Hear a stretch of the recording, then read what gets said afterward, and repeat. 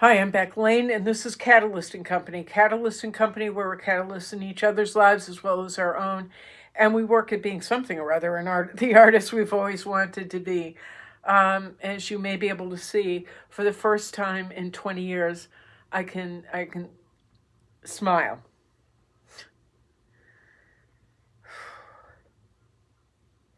I can actually smile. I had a ton of dental work done, and so I can smile now.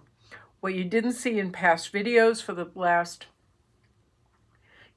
gradually over the last 10 years was well, hopefully you didn't see clearly anyway, all the dental work that needed to be done. And it got down to two little nubbins on top. I'm not shy about it.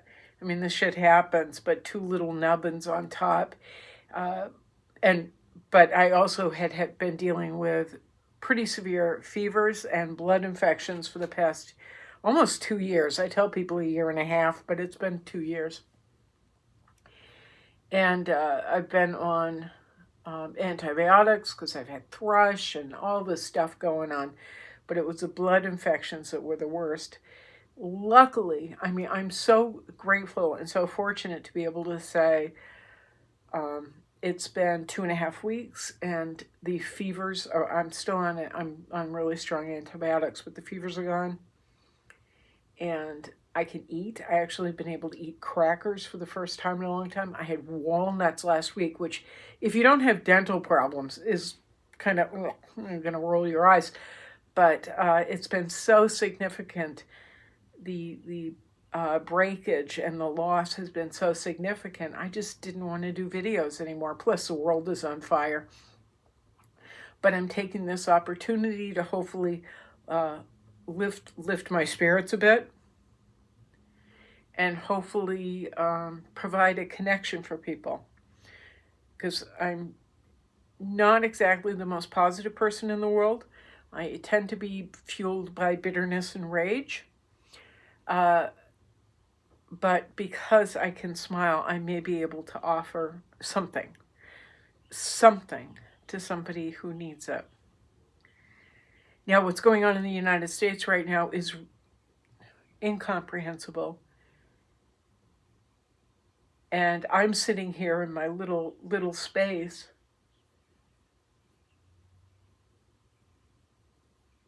just thinking something's going to break and this is going to end, and we're just not seeing an end to it. If you're not in Florida, you don't know necessarily how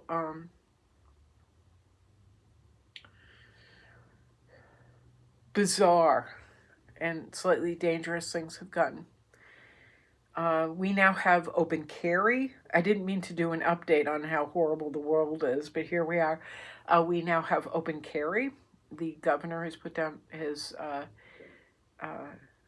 made open carry legal. The local grocery store, or a Florida southern grocery store called Publix, has announced publicly that they will allow their customers to open carry. We have Proud Boys here in town. We have Mike Flynn's group down about 15-20 minutes from me, something. Proud Boys, again, another campus of theirs, is just a few miles up the road. There's like all these weird people around in Publix when, you know what? Bring your guns and buy your cantaloupe. So we have that. And of course, all the wrong people go, you know what? It's a really good idea. I have to go buy a nacho plate for this weird football party, white supremacist party I have coming up. So I'm going to bring my, my automatic rifle or whatever people carry. So we have that. We also have ICE in town. I've passed by ICE on my little scooter, which is now going 15 miles an hour. It needs repairs again. But I'm on my little scooter a couple of weeks ago, and I drove by a collection of cars that it didn't make any sense. And one of them had their lights flashing. It really made no sense. And I'm going by like put, put, put, put, put, and I'm staring at them, and these guys in those pretend little police outfits are staring at me. And I'm trying to understand, like, am I seeing what I'm seeing? And it was.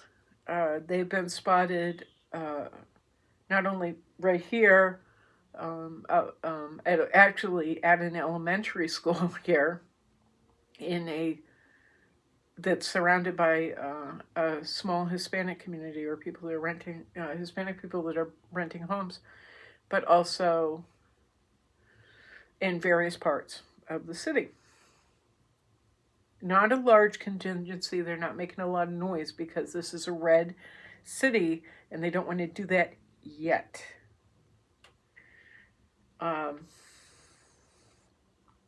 It's so bizarre. It's inconceivable. Another occurrence, and this seems frivolous at this point, was that Ron DeSantis sent down an order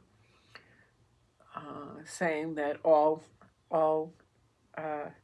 rainbow crosswalks had to be destroyed, and all pavement art, just to kind of buffer, just to create an all around. And he kept saying it's unsafe, and blaming it on a bill that was passed, SB 1662. Well, it's not actually in SB 1662. In fact, this law does not exist. It was just a way to harm the LGBTQ community, but in doing so harmed the community here in Sarasota. A large percentage of the community here in Sarasota. Because people volunteer, people help, but it's a way to scare people. And in doing so, they erased something called Avenue of Art, which was a collection of over 300 painted sidewalk sections in a neighborhood called Burns Square. I had 11, and I very proudly talked about it last year, as it really was a point of pride for me. It was a marathon project that I completed, but I got to be a part of something really unique and highly special. So that was destroyed, which sent all kinds of people around the city into a tailspin. Again, it's to drive fear. Unfortunately, it didn't quite have that effect. It angered people. It upset people, and yeah, it crushed some people. But we have things going on around it. We're fighting back as best we can, and we've actually made a lot of connections, and we have projects coming up around Avenue of Art with our new partners in this fight. This week, in terms of the crazy going on this week, things have gotten much, much, much worse.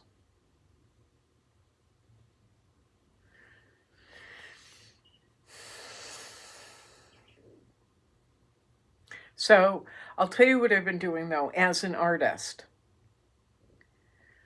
As an artist, living in a very red state, still, they say it's a red city. It's not. It's very purple. It's a mixture, and it's actually leaning further away from red because of the egregious behavior and the egregious actions being taken. But in terms of me as an artist, and this is, I don't want to, I want to maybe help people breathe a little bit. In terms of as an artist, if you can. I was asked to do an event with Sotheby's, and repeatedly by a friend of mine, by one of my collectors, and I said, I can't. One day I was just like, I can't. I have a really bad fever. I haven't been out of bed in days. I have a blood infection that has gotten much worse, and it was going sepsis. I could feel it because I've had it before. And because of her, because I finally said something to somebody, I hadn't mentioned it to anyone, but I said something to her, I was able to get the dental work done, get on antibiotics and have the dental work done. Well, I did do the event at Sotheby's, where I was one of 3 artists who had to give a presentation. I had a talk, and it was really fun. I had all these real estate and company people standing around, and they were on my artwork was by the front door. It's the first one you see when you come in. And they were way over by the snack table in the main room. And I go, okay, my turn. Everybody come with me. We're going to have a parade. And they all burst out laughing. I said, grab a snack because this is going to be a while. And so we went over and I gave a presentation about my painting, talking to every person again in the room. And the people that were further away, I'm like, come on, you can't see from over there. Come on, grab your cookies and come on. And so it was really, really fun.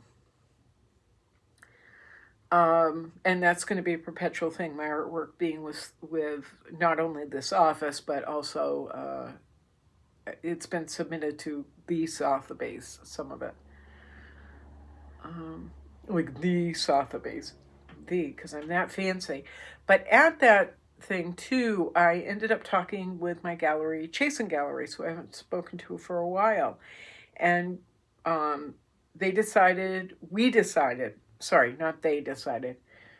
together as a team decided that we're going to be working more together, and that they were taking more work.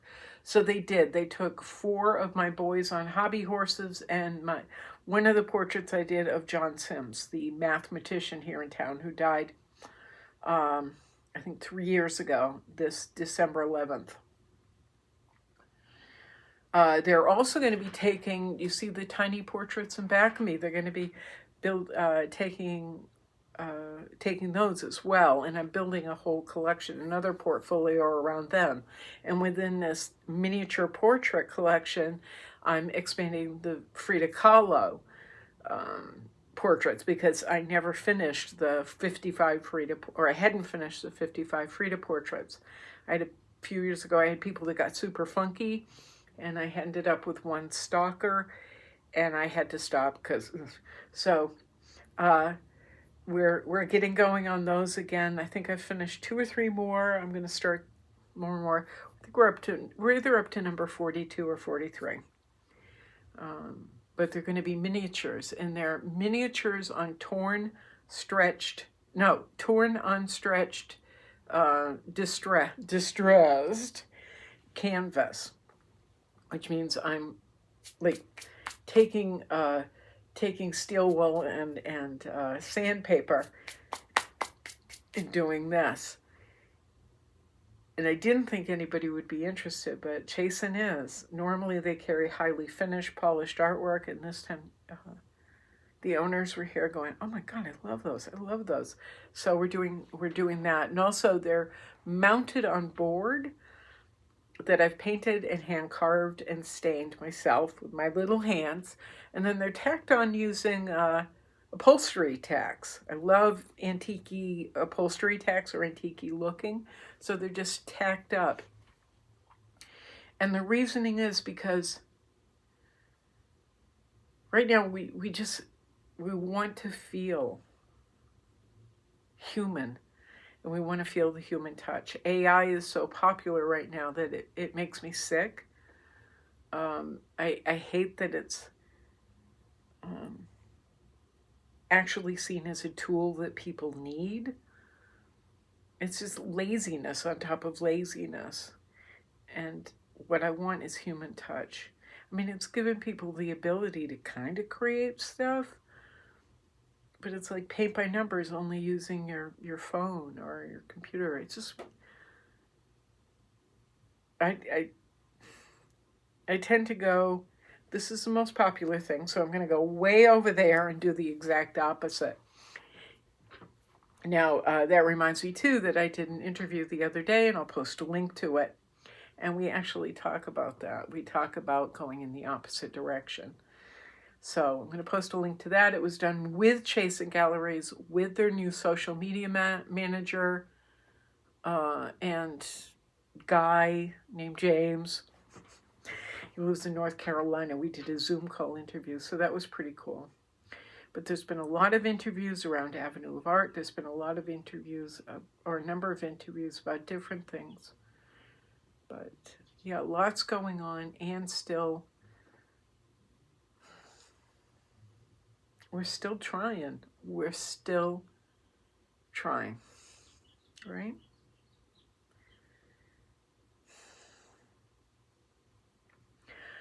Because of Avenue of Art, because of the things I have going on around it, I hear from artists every day who are overwhelmed and somewhat paralyzed.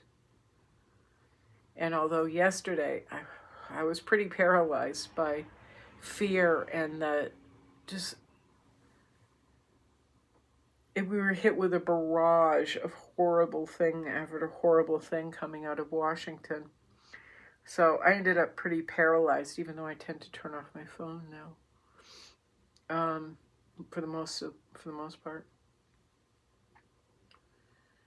But still, I heard from artists who are feeling paralyzed, and I don't want to pass that on. I want to be like, me too, even though me too. Hashtag. So we've been talking a lot about, sharing, me not sharing, but other people sharing how sad they are and frustrated they are.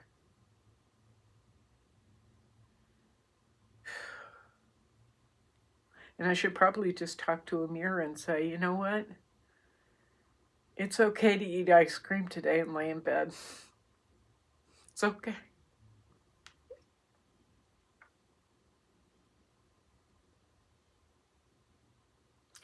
Well, I have, I'm actually I'm one of the organizers of something very, very big going on here. Or a couple of very big things going on here. And so I don't feel it's appropriate for me to complain. Because I now have,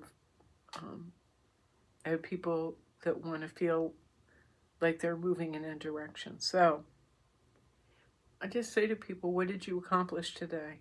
I got dressed. There we are. Go reward yourself. So I'm saying it to you. You got out of bed? Reward yourself. You were actually able to make a thing? Go reward yourself. Today I'm making these little feathers, and I'm writing on the back, like feathers we bend but we do not break. And these are going to a woman who's mailing out to other people. And she mailed me something, but she's sending out words of encouragement to other people. So I'm mailing them to her. I have all kinds of political cartoons that I worked on for several months and mailed out. But right now it's just,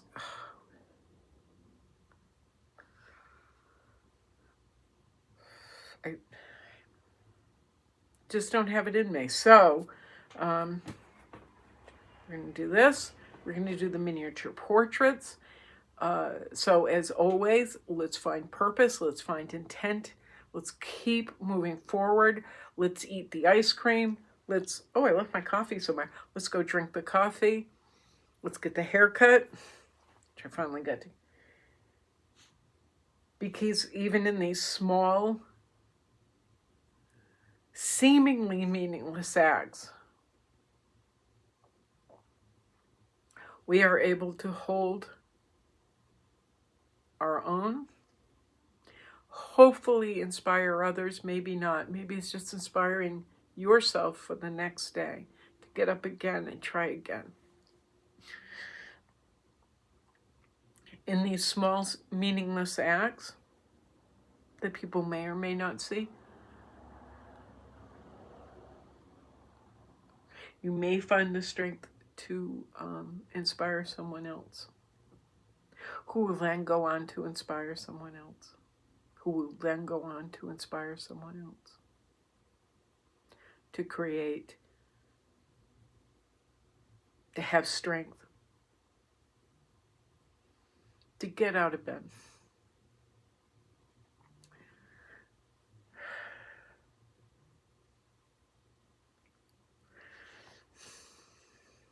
just be the best catalyst you can. All right?